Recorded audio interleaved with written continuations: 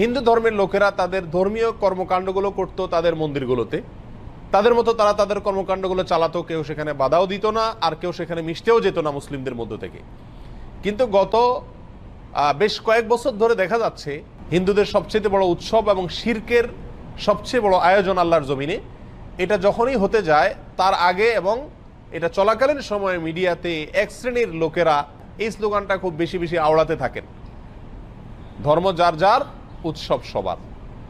বড় আশ্চর্য লাগে, বিষয়টা যখন ধর্মীয় তাহলে এটার ব্যাখ্যা দিবে তো ধর্মীয় ব্যক্তিবর্গরা, কিন্তু ধর্মীয় বিষয়ে ব্যাখ্যা দিতে আসছেন রাজনীতিকরা, ধর্মীয় বিষয়ে ব্যাখ্যা দিতে আসছেন বুদ্ধিজীবীরা, যাদের ধর্ম সম্পর্কে কোনো ধারণাই নাই।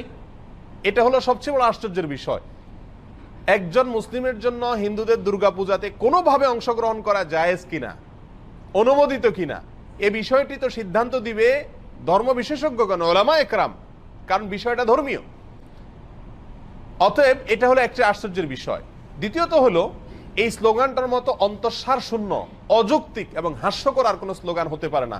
এই স্লোগান যদি যৌক্তিক হতো, এটার যদি অন্তঃসার থাকতো, তাহলে তো এই স্লোগান মুসলমানদের ঈদের সময়, উৎসবের সময়ও আসতো, বলা হতো, হিন্দুদেরকে আহ্বান করা হতো, তোমরাও আসো, দোনো ঈদে অংশগ্রহণ করো।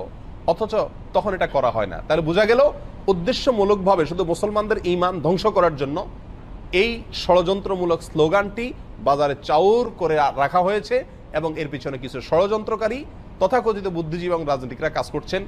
আমরা সকলেই জানি কোরবানিদের সময় পাক ভারত উপমহাদেশের মানুষ সবচেয়ে বেশি পরিমাণে কোরবানি করে গরু, যদিও গরু ছাড়া অন্যান্য পশু কোরবানি করা যেতে পারে, যেহেতু মুসলমানদের কাছে গরু খাওয়া হালাল, বিধায় গরু কোরবানি করে আমাদের দেশের মানুষ বেশিরভাগ ক্ষেত্রে। আর এর জন্য কোরবানি দিলে মানুষ বলে অনেকে বকরা ঈদ, বকরা শব্দ বাকারা আরবি, বাকারা মানে গরু, সেখান থেকে বাকরা ঈদ বলে বা বকরি ঈদ বলে। তো বাকারা বা বকরি আরবি গরু থেকে, তার মানে গরুর ঈদ, ঈদটাই হলো গরু জবাই করা, গরুর গোশত খাওয়া, বিতরণ করার উৎসব। তাহলে সেই কোরবানির ঈদে যদি হিন্দু ধর্মের লোকদেরকে আহ্বান করা হয় যে তোমরা আসো গরুর গোশত খাও, তাহলে এটা তাদের জন্য অপমানকর হবে কিনা, তাদের জন্য কষ্টের হবে কিনা? কারণ তারা গরুকে পবিত্র মনে করে, গরুকে মা মনে করে, গরুকে পূজা মনে করে। সেখানে গরুর গোশত খাইতে যদি আসতে বলা হয়, তার মাবুদের, সে যাকে ইবাদত করে, পূজা করে, তার গোশত খেতে তাকে যদি আহ্বান করা হয়, তাহলে এর চাইতে বড় অপমানের আর কষ্টের কি হতে পারে? এই কারণেই কোন রাজনৈতিক বা তথাকথিত বুদ্ধিজীবীদের কেউই আহ্বান করে না হিন্দুদেরকে যে আসো মুসলিমদের সাথে উৎসবে সামিল হয়ে যাও, কারণ উৎসব সবার। কেন? কারণ একজনের ধর্মীয় ইবাদত, একজনের ধর্মীয় উৎসব আরেকজনের জন্য বিপরীত হতে পারে। একজন মুসলিম নগণ্য থেকে নগণ্য, সাধারণ থেকে সাধারণ মুসলিমও জানেন যে ইন্না শিরকা লাযুলমুন আযীম, নিঃসন্দেহে শিরক, নিশ্চয়ই শিরক এটা সবচেয়ে বড় অপরাধ। ইন্নাল্লাহা লা ইয়াগফিরু আন ইউশরাকা বিহি ওয়া ইয়াগফিরু মা দুনা যালিকা লিমান ইয়াশা। আল্লাহ সুবহানাহু ওয়া তাআলা তার সঙ্গে শিরক করলে এটা মাফ করেন না, আর শিরক ছাড়া অন্য যে কোনো গুনাহ আল্লাহ চাইলে যার জন্য ইচ্ছা তার জন্য কি করতে পারেন? ক্ষমা করতে পারেন। আর এই শিরকের সবচেয়ে বড় আয়োজন দুর্গাপূজা। এই দুর্গাপূজার অনুষ্ঠান ভিন্ন ধর্মের লোকেরা করছে, হিন্দুরা করছে, একজন মুসলিম হিসেবে আমি তার তাড়াতাড়ি করতে দিতে পারি এতটুকু, কিন্তু তার সে উৎসবে আমি সামিল হওয়া, যোগদান করা, কোনোভাবে অংশগ্রহণ করা, একজন হিন্দুকে কোরবানির ঈদে, বকরা ঈদে গরুর গোশত খেতে আহ্বান করা বা বাধ্য করার মতোই, একই বিষয়, কোনো পার্থক্য নাই। হিন্দুদের যে ধর্মীয় অনুভূতির কথা চিন্তা করে কোরবানির ঈদে তাদেরকে গরুর গোশত খেতে আহ্বান করা হয় না, ঠিক একই চেতনা থেকে, একই চিন্তা থেকে, একই লজিক এবং যুক্তি থেকেই মুসলমানদেরকে দুর্গাপূজা বা হিন্দুদের এই সমস্ত পূজার মধ্যে সামিল হওয়ার জন্য আহ্বান করা উচিত নয়, অন্যায়, অন্যায্য, অযৌক্তিক এবং অন্তঃসার শূন্য আহ্বান এবং দাবি। সম্মানিত ভাই বন্ধুগণ, আমাদের দেশের যে রাজনৈতিক কালচার আছে আমরা সবাই এটাকে খুব ভালো করে বুঝি। সেজন্য ডক্টর খন্দকার আব্দুল্লাহ জাহাঙ্গীর রহমাহুল্লাহ একটি সুন্দর উপমা দিয়েছেন। তিনি বলেছেন যে আমাদের দেশটি রাষ্ট্রীয়ভাবে, সাংবিধানিকভাবে গণতান্ত্রিক দেশ, আর গণতান্ত্রিক দেশে প্রত্যেকটি গণতান্ত্রিক দল তাদের কর্মকাণ্ড পরিচালনা করবে, রাজনৈতিক কর্মকাণ্ড তারা করবে, কেউ তাতে বাধা দিবে না, এটা তাদের সাংবিধানিক অধিকার রাষ্ট্রের। সবাই যার যারটা করতে পারবে, এর মানে এই নয় যে এক দলের লোকদেরকে অন্য দলের লোকদের রাজনৈতিক কর্মকাণ্ডে সামিল হওয়ার জন্য, যোগদান করার জন্য আহ্বান করা হবে বা বলা হবে বা নির্দেশ দেওয়া বা উৎসাহিত করা হবে। এক্সাম্পল দিলে সহজে বুঝে আসবে। যদি বিএনপি কোনো প্রোগ্রাম করে, তাদের রাজনৈতিক প্রোগ্রাম, অথবা আওয়ামী লীগ কোনো তাদের রাজনৈতিক প্রোগ্রাম করে, একটা সভা করে, এর মধ্যে যদি বিপরীত দলের লোক, আওয়ামী লীগের সবাই যদি বিএনপির কোনো নেতা এসে যোগ দেয়, তাহলে সমাজের সব মানুষ বলবে এ লোকটা দালাল, এ লোকটা মুনাফিক, তলে তলে আওয়ামী লীগের সাথে হাত মিলেছে। ঠিক না ঠিক? এটাকে কেউ ভালো চোখে দেখবে না, এবং কেউ বলবেও না যে না আওয়ামী লীগ আলারা বিএনপির সমাবেশে, বিএনপি আলারা আওয়ামী লীগের সমাবেশে আসেন। কেউ বলবে এই কথা? কেউ বলবে না। বরং বলবে যার যারটা শেষে করেন, সবাই সবারটা করতে দেন। এতটুকু উদারতা, এতটুকু এত উদার হয়ে যায় না যে একজন আরেকজনটাতে কি দিয়ে দেয়? যোগ দিয়ে দেয়, সামিল হয়ে যায়। তাহলে ধর্মের ক্ষেত্রে উদার হইতে হইতে আপনাকে এত উদার হতে বলছে যে কাপড় চোপড় সব খুলে আপনি একেবারে উলঙ্গ হয়ে যান? এটা তো উদারতা না, এটা হলো উদাসীনতা। ধর্ম সম্পর্কে, ইসলাম সম্পর্কে এটা হলো কি? পরিষ্কার উদাসীনতা। যে যে তার তার ধর্ম পালন করুক, বাধা দেওয়ার দরকার নেই। কিন্তু এর মানে তো এই নয় যে আমি মুসলমান হয়ে তার পূজাতে অংশগ্রহণ করতে চলে যাব, সেখানে সামিল হতে চলে যাব, পূজার অনুষ্ঠানে যোগ দেব, সেখানে গিয়ে চেহারা দেখাবো। এটা কোন মুসলমানের জন্য কি হতে পারে না? জায়েজ হতে পারে না। আল্লামা ইবনুল কাইয়িম জাওযী রাহিমাহুল্লাহ তিনি আহকামুজ জিম্মা কিতাবে সুনানে বাইহাকির বরাতে একটি বর্ণনা পেশ করেছেন ওমর রাদিয়াল্লাহু তাআলা থেকে। তিনি বলেছেন মুসলমানদেরকে লক্ষ্য করে যে তোমরা অমুসলিমদের কোনো উৎসবে যোগদান করতে যাবে না, সেখানে কোনো কিছুর জন্য যাবে না। কেন?